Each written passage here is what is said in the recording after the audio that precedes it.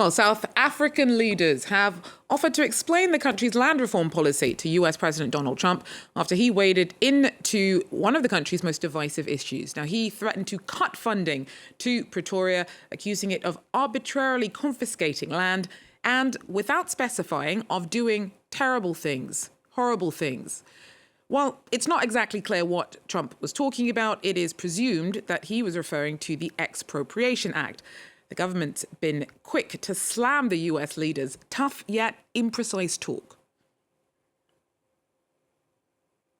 We're not a province of the United States. We're a sovereign state. And if there's an issue they want to raise with us, they must talk to us. We're engaged diplomatically. We take decisions collectively. But bullying us should not be tolerated by us at any time.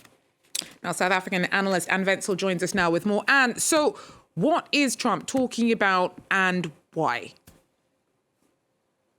So basically, I believe he's referring to the expropriation bill, which was signed by South African President Cyril Ramaphosa on the 23rd, 24th of January. And basically, this bill makes it possible to expropriate land without compensation in specific circumstances, and where any attempts to mediate and reach an agreement have fallen on deaf ears. Nothing has happened, nothing has worked. The South African president today released a media statement where he basically says there has been no confiscation, which is true. I mean, Trump is talking as if confiscation is happening and ongoing. I'm going to just read a little bit out of the President Cyril Ramaphosa's media release today. And he says, "We look forward to engaging with the Trump administration over our land reform policy and issues of bilateral interest. We are certain that out of those engagements, we will share a better and common understanding over these matters." So clearly he is saying that Trump needs to learn more about something before he kind of just goes off and says what he's thinking or what someone has told him, because this is not the case on the ground.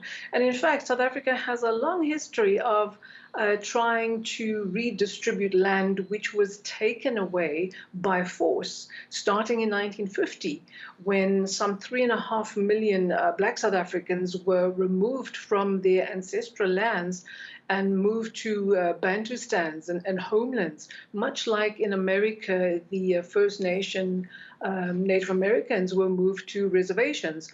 So since the ANC came into power, now obviously they're sharing the GNU, but for the last 30 years they were in power and they've been trying to effect this the land change and redistribution. But it's been a very, very slow process and very convoluted because they use the willing buyer, willing seller model, which is from the expropriation bill of 1975, which they've now amended in January. But the 1975 bill comes still from the apartheid era and requests a willing buyer and necessitates a willing buyer, willing seller. So some people have not been willing to sell, the government being the willing buyer in this instance. And we find ourselves in 2025 still in a situation where 8% of the South African population is white, but farmland is held by, 8% of South African population is white, but 3/4 of farmland is owned by white people, and 80% of the population is black, but 4% of freehold farmland is owned by them. So this is also where the ANC comes in, because all this land has not been redistributed because the willing seller is problematic. And they're trying to kind of fast track this.